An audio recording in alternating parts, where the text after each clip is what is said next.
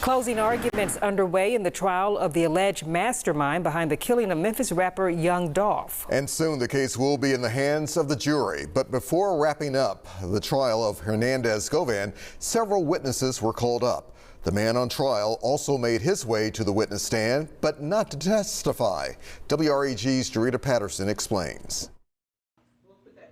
Wednesday marked day 3 of the murder trial of Hernandez Govan. The 45-year-old took a seat just behind his lawyers as the jury made its way in. Called to the stand by the state first was Dr. Juliet Scantlebury, a forensic pathologist, the doctor who performed the autopsy on Adolph Thornton Jr., who many knew by his stage name Young Dolph. She told the 16 men and women in the jury box Young Dolph suffered from 20 gunshot injuries. This picture shows the back of Mr. Thornton's body, and you can see both arms and his back, and you can see the majority of the gunshot wounds of the back, and you can also see some gunshot wounds of his upper extremities. The jurors were then shown 7 photos depicting what the doctor described. The jury looked on as several shook their heads in a state of shock. Who did not look at the graphic images were the friends and family of Young Dolph. His sister, who sat in court, instantly looked to the ground. Dolph's one-time bodyguard and friend of 20 years also lowered his head. There were also photos of the bullet fragments removed from the body of Young Dolph. The doctor discussed her findings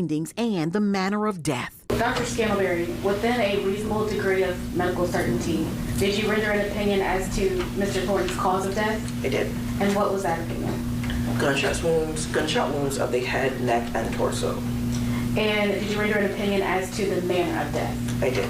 And what was that opinion? Homicide. The defense also called to the stand an 80-year-old woman who lives next door to the father of admitted gunman Cornelius Smith. The defense asked if she ever received $500 cash to hold for Smith. That would not be true. The man on trial was the final person to sit in the witness seat Wednesday, but he was not there to testify. You've agreed to me and you do not wish to testify. Yes, sir. Before noon, both the prosecution as well as the defense telling the judge there were no more witnesses and no more evidence. For your news leader at the Criminal Justice Center, Jarita Patterson, WREG News Channel 3.